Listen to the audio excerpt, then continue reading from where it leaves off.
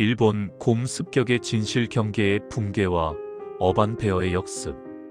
일본 내 곰 출몰 증가 및 인명 피해 급증의 생태학적 사회학적 원인 분석. 서문 곰의 해가 던진 충격. 2023년은 일본 야생동물 관리 역사상 악몽의 해로 기록되었다. 환경성의 공식 통계에 따르면 2023회계 연도 2023년 4월 2024년 3월 동안 곰에 의한 인명 피해는 무려 219건에 달했으며 사망자는 6명으로 집계되었다. 이는 통계 작성이 시작된 2006년 이래 최악의 수치였다. 더욱 충격적인 것은 2024년과 2025년으로 이어지는 흐름이 일시적인 이상기후 현상이 아니라 되돌릴 수 없는 구조적 변화임을 시사하고 있다는 점이다. 과거 곰의 출몰은 산간 오지나 등산로 입구에서 발생하는 우발적 사고가 대부분이었다. 그러나 최근 몇 년간의 양상은 다르다. 삿포로 시내 한복판, 아키타현의 버스 정류장, 심지어 대형 쇼핑몰 내부까지 곰이 침입하고 있다.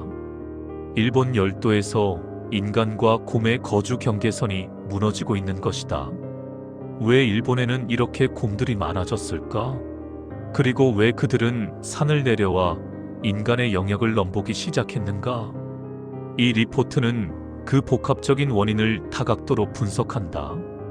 제1장 일본 열도의 두 주인, 히구마와 반달 가슴곰. 일본의 곰 문제를 이해하기 위해서는 먼저 일본에 서식하는 두 종류의 곰에 대한 생물학적 이해가 선행되어야 한다.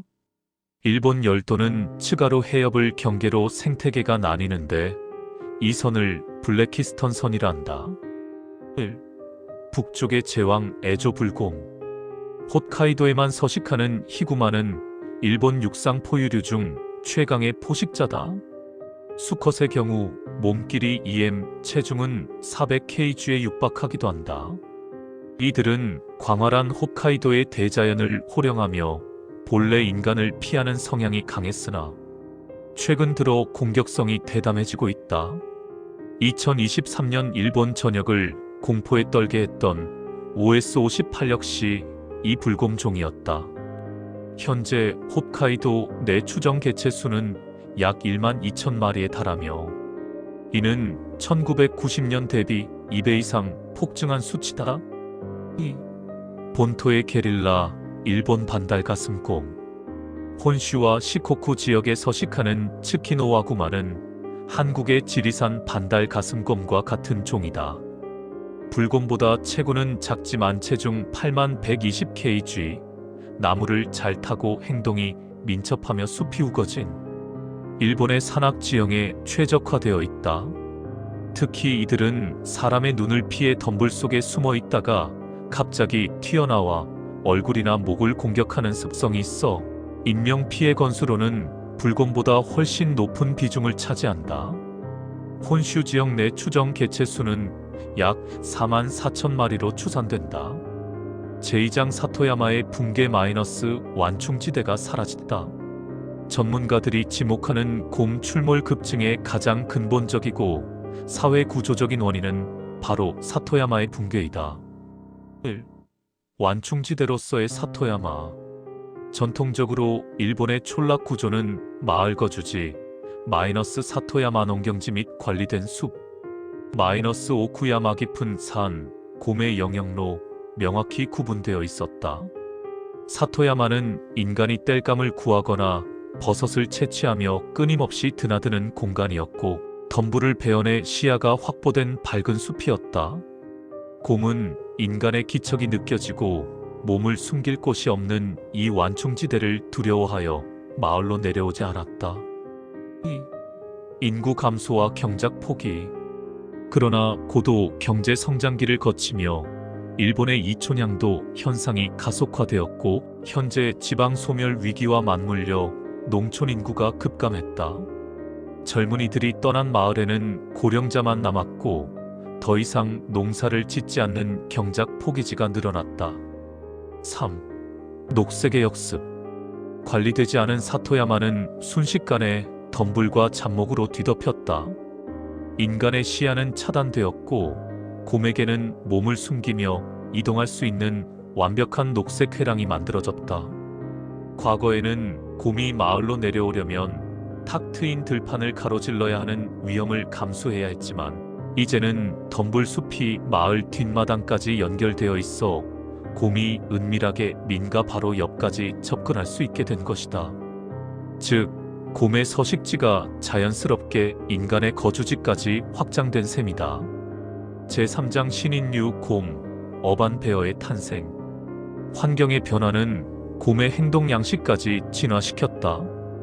학계에서는 이를 어반베어 도시형 곰의 등장이라 부른다. 1. 인간을 두려워하지 않는 신세대. 과거의 곰들은 인간에게 쫓기거나 사냥당한 기억이 있어 본능적으로 인간을 피했다. 이를 공포에 의한 학습이라 한다. 하지만 1990년대 이후 일본의 동물 보호 정책 강화와 사냥 감소로 인해 인간에게 위협을 당해본 적 없는 신세대 곰들이 태어났다. 이들은 인간을 포식자가 아닌 그저 배경이나 먹이를 주는 존재 정도로 인식한다. 2. 쓰레기와 유실수의 유혹.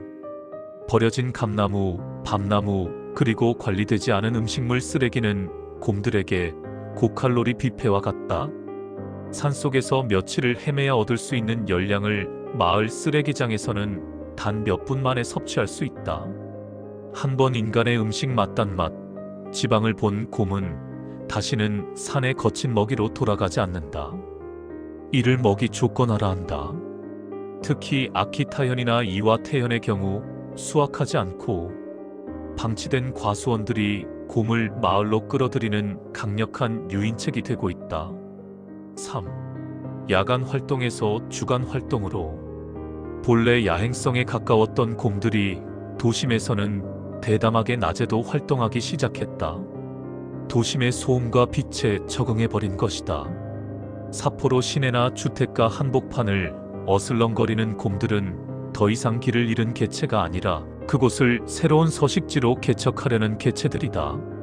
제4장 생태계의 배신 마이너스 기후 위기와 도토리 흉작. 사회적 요인이 곰을 산 밑으로 유인했다면 생태적 요인은 곰을 산 밖으로 밀어내는 역할을 했다. 그 중심에는 기후 변화가 있다. 1. 도토리 흉작의 일상화. 곰, 특히 반달 가슴곰의 가을철 주식은 도토리와 너도밤나무 열매다. 이 견과류를 섭취해 지방을 축적해야 동면에 들어갈 수 있다.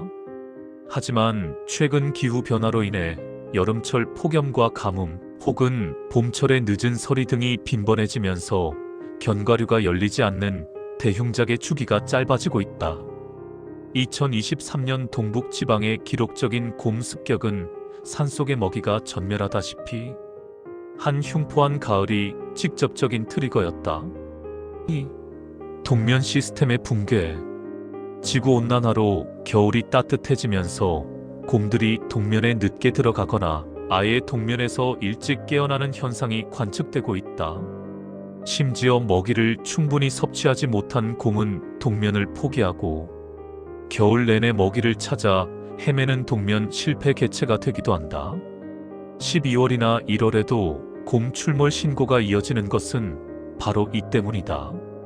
배고픔에 굶주린 곰은 신경이 극도로 날카로워져 있어 인간 조우 시 공격할 확률이 훨씬 높다. 제5장 억지력의 상실 마이너스 사냥꾼의 소멸. 곰은 늘어나고 대담해지는데 이를 통제할 인간 측의 억지력은 급격히 붕괴하고 있다. 바로 사냥꾼의 감소다. 1. 여부회의 고령화. 일본 내 수렵 면허 소지자는 1970년대 약 50만 명에서 현재 20만 명 이하로 급감했다. 더 심각한 것은 그 구성원의 연령대다. 현재 일본 사냥꾼의 60% 이상이 60대 이상의 고령자다. 험준한 산을 타며 곰을 추적할 수 있는 체력을 가진 현역은 극소수에 불과하다. 2. 사회적 비난과 규제. 곰을 사살했을 때 쏟아지는 도시 거주민들의 항해 전화이명. 전화 테러, 엄격한 총포 소지 허가 기준, 곰 사체의 처리 비용 부담, 그리고 곰 쓸개 등의 부산물 거래 금지로 인한 경제적 유인책 상실 등은 젊은 층이 사냥꾼이 되는 것을 기피하게 만들었다. 3. 지자체의 대응 한계. 지자체 공무원들은 야생동물 전문가가 아니다. 곰이 출몰했을 때 경찰, 소방, 여부회가 출동하지만 총기 사용은 법적으로 매우 까다롭다. 시가전 상황에서 섣불리 발포했다가는 유탄에 의한 인명피해가 우려되기 때문이다. 결국 마취총에 의존해야 하는데 수의사가 현장에 도착하기까지 시간이 걸리고 흥분한 곰에게 마취약이 효과를 발휘하기까지의 시간 약 1015분 동안 2차 피해가 발생하기도 한다. 심층 분석 괴물 곰 OS58이 남긴 교훈. 2019년부터 2023년까지 홋카이도 시베차초 일대에서 소 66마리를 습격하여 잔혹하게 살해한 불곰 OS58의 사례는 일본 곰 문제의 심각성을 단적으로 보여준다.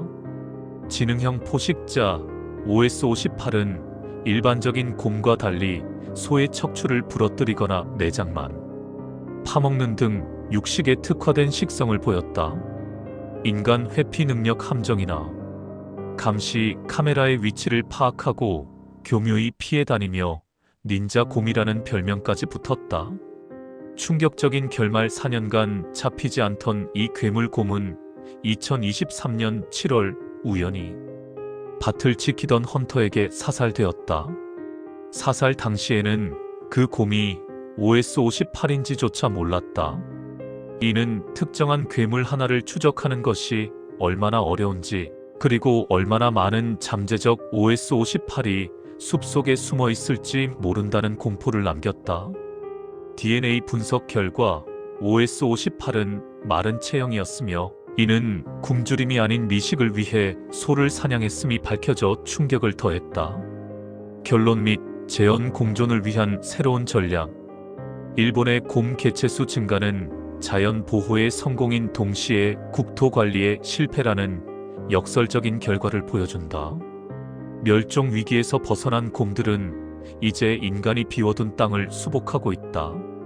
지금 일본 사회에 필요한 것은 감상적인 동물 보호론도 무차별적인 학살도 아니다. 전문가들은 다음과 같은 조닝 구역화 전략을 시급한 대안으로 제시한다. 제거 구역 도심 및 주거지. 이곳에 나타난 곰은 즉각적인 포획 또는 사살을 원칙으로 하여 인간 구역은 위험하다는 공포심을 곰에게 재학습시켜야 한다. 완충 구역 사토야마 지역. 덤불을 제거 벌채하여 시야를 확보하고 전기 울타리를 설치하며 유인. 요소 방치된 감나무 등을 제거하여 곰의 접근을 차단해야 한다. 보호구역 깊은 산속. 곰들이 자연 상태에서 살아갈 수 있도록 도토리나무 숲을 복원하고 인간의 출입을 제한한다. 결국 질문은 왜 곰이 많아졌는가? 에서 우리는 곰과 어떤 거리를 유지할 것인가? 로 바뀌어야 한다. 인구가 줄어드는 일본, 그 빈자리를 곰이 채우고 있는 현실은 인간 사회의 지속 가능성에 대한 묵직한 질문을 던지고 있다. 곰은 단순히 맹수가 아니라 일본 사회의 변화를 비추는 거울이기 때문이다.